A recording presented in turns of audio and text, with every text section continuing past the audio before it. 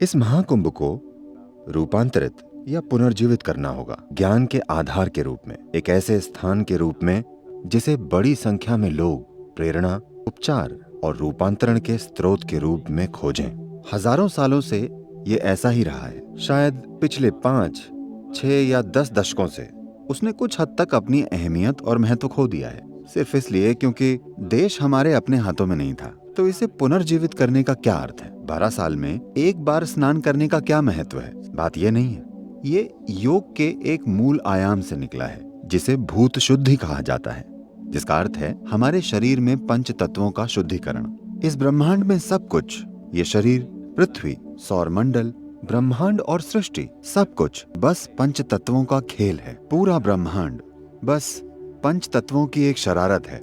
वे 5 million नहीं है, सिर्फ 5 हैं। इससे सृष्टि के पीछे की बुद्धिमानी का पता चलता है। जीवन ने जो खरबों रूप अपनाए हैं, वे सब सिर्फ इन 5 तत्वों से बने हैं। इसलिए यौगिक प्रणाली, योग का मूल रूप भूत शुद्धि है, जिसमें ये माना जाता है कि अगर आप इन 5 तत्वों पर थोड़ी महारत पा लेते हैं तो इससे आप सेहत, खुशहाली, संपन्नता, ब्रह्मांड तक पहुंच, इन सभी आयामों पर भी महारत पा लेंगे। अगर आप सिर्फ इन मूल तत्वों पर महारत पा लें जो आपको वो बनाते हैं जो अभी आप हैं, और हर चीज को वो बनाते हैं जो वो है। तो अगर विज्ञान की बात करें कि कुंभ क्यों मनाया जाता है, कुछ खास अक्षांश और नदियों का संगम क्यों महत्वपूर्ण है, इसके पीछे एक गहरा विज्ञान है। मैं अभी उस प्रक्रिया में नहीं जाना चाहता, मगर मूल रूप से इसका मतलब है कि आपके अंदर मौजूद पानी को आपके बाहर मौजूद पानी के तालमेल में होना होगा। जो पानी यहाँ है, ये आपके भीतर कैसा बर्ताव करता है, ये काफी हद तक आपके स्वास्थ्य और खुशहाली की प्रकृति तय करता है। वो कैसा बर्ताव करेगा,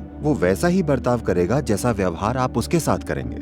मेरा मतलब है कि आज आधुनिक विज्ञान तमाम प्रयोगों के जरिए इस नतीजे पर पहुंचा है कि पानी में जबरदस्त याददाश्त होती है। वे पानी को तरल कंप्यूटर कहते हैं क्योंकि उसमें असाधारण याददाश्त और बुद्धि मौजूद है। ये चीज हमें समझने की जरूरत है। पानी एक वस्तु नहीं है, ये जीवन को बनाने वाली सामग्री है। जिस पानी को आप पीते हैं वो कहीं भी नहीं चला जाता, वो एक इंसान का रूप लेता है। अच्छा बर्ताव करने पर अच्छे बर्ताव के रुझान की, और बुरा बर्ताव करने पर बुरे बर्ताव के रुझान की याददाश्त और बुद्धि उसमें होती है। तो इसे लेकर इस देश में एक पूरा विज्ञान सांस्कृतिक रूप से स्थापित है कि पीने के पानी के साथ कैसे पेश आना चाहिए। ये पहलू काफी हद तक नष्ट हो गए हैं क्योंकि हम एक बहुत अर्थव्यवस्था केंद्रित संस्कृति बनते जा रहे हैं। अर्थव्यवस्थाएं सिर्फ जीवन चलाने के और अपने लिए जरूरी चीजें इकट्ठा करने के बारे में है। अर्थव्यवस्था हमारे जीवन का मार्गदर्शन नहीं कर सकती। आध्यात्मिक आयामों या आध्यात्मिक विज्ञानों की दिलचस्पी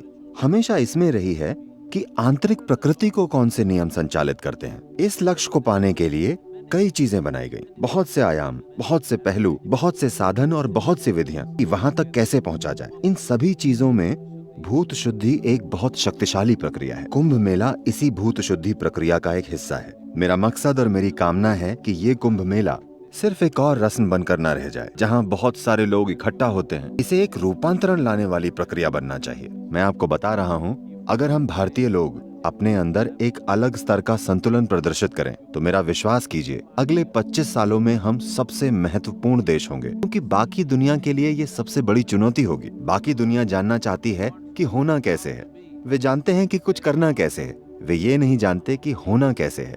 ये ऐसी चीज है जो हम दुनिया को भेंट कर सकते हैं, क्योंकि जब एक इंसान की भीतरी प्रक्रिया की बात आती है, मैं ये भारतीय होने के पक्षपात के साथ नहीं कह रहा हूँ, जब इंसान की भीतरी प्रक्रिया की बात आती है तो किसी भी संस्कृति ने इतनी गहराई के साथ इंसान के भीतरी आयाम पर ध्यान नहीं दिया है जितना इस संस्कृति ने दिया है। जैसा कि एक बार मार्क ट्वेन ने यहाँ आने के बाद कहा था, शायद वे कुंभ मेला भी आए थे। उन्होंने कहा, भगवान या इंसान द्वारा जो कुछ भी कभी भी किया जा सकता है वो यहाँ किया जा चुका है। हमने उन पर ये छाप छोड़ी थी, यही छाप हमें कल बाकी की दुनिया पर भी छोड़नी है कि भीतरी आयाम में जो कुछ भी खोजा जा सकता है, जो कुछ भी, हम वो खोज चुके हैं। दुर्भाग्य से हमारा प्रस्तुत करने का तरीका भटक गया है और हास्यास्पद बन गया है। हम गाय पूजने वालों, सपेरों वगैरह के देश बन गए हैं और अब हम IT अपना रहे हैं। वो सब ठीक है, मगर सबसे महत्वपूर्ण ये है कि हमें पता है कि होना कैसे है। चाहे हमारे आसपास कुछ भी हो, हमें अपने भीतर स्थित होने का तरीका पता है,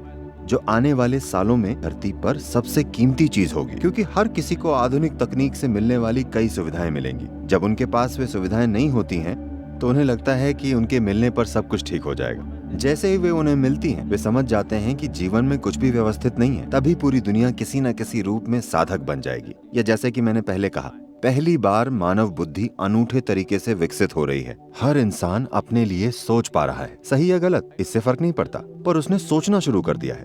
उसने सोचना शुरू कर दिया है, इसलिए खुशहाली के लिए उसे स्वर्ग भेजना कारगर नहीं होगा। आपको उसे वो यहीं देना होगा और उसे ये बताना कि इस सोफे का नर्म कुशन आपके जीवन को खुशहाल बनाएगा कारगर नहीं होगा, क्योंकि सभी उस पर बैठकर जान चुके होंगे कि इससे बात नहीं बनेगी। लोग वंचित हैं, इसीलिए इस तरह के सिद्धांत कारगर हुए हैं, क्योंकि लोग लंबे समय तक वंचित रहे हैं। अगर आप उन्हें सिर्फ ये कह दें कि आप अच्छा खा सकते हैं, तो वे उन्हें स्वर्ग की तरह लगता है। स्वर्ग की सारी व्याख्या यही है कि आप भोजन या कुछ और अच्छे से कर सकते हैं। जिन चीजों से लोग वंचित हैं, वे वहां ऊपर हैं, मगर ये चीजें भविष्य में कारगर नहीं होंगी। लोग असली समाधान चाहेंगे। जब वे असली समाधान चाहेंगे, तो मेरा विश्वास कीजिए, दुनिया में किसी भी जगह कोई इतने गहन समाधान नहीं दे सकता जैसा भारत दे सकता है, क्योंकि लगभग 8-10 हजार सालों से हमने इसी में अपना समय, जीवन और ऊर्जा खर्च की है और ये ज्ञान बटोरा है। इस पर हम विश्वास नहीं करते। ये हमारा सिद्धांत नहीं है, बल्कि इसे हमने ध्यान से देखकर नोट किया है और साधन बनाए हैं ताकि उस तक पहुंच सके। ये मेरी कामना और मेरा आशीर्वाद है कि ये कुंभ मेला दुनिया को इस संभावना के प्रति जागृत करने की दिशा में एक बड़ा कदम साबित हो। महाकुंभ का संबंध हिंदू पौराणिक कथा समुद्र मंथन से है। देवताओं और असुरों ने अमृत प्राप्त करने के लिए समुद्र मंथन किया। जब अमृत कलश प्राप्त हुआ तो देवताओं और असुरों के बीच इसे पाने के लिए युद्ध हुआ। इस दौरान अमृत की कुछ बूंदें पृथ्वी पर 4 स्थानों पर गिरी: प्रयागराज, हरिद्वार, उज्जैन, नासिक। यह स्थान पवित्र माने गए हैं और यहाँ कुंभ मेले का आयोजन शुरू हुआ। ऐसा माना जाता है कि इन स्थानों पर कुंभ के समय स्नान करने से पापों का नाश होता है और मोक्ष की प्राप्ति होती है। कुंभ का आयोजन हर 12 साल में होता है, जब ग्रहों की स्थिति विशेष रूप से शुभ होती है। महाकुंभ मेला आस्था, भक्ति और भारतीय संस्कृति का अद्वितीय प्रतीक है।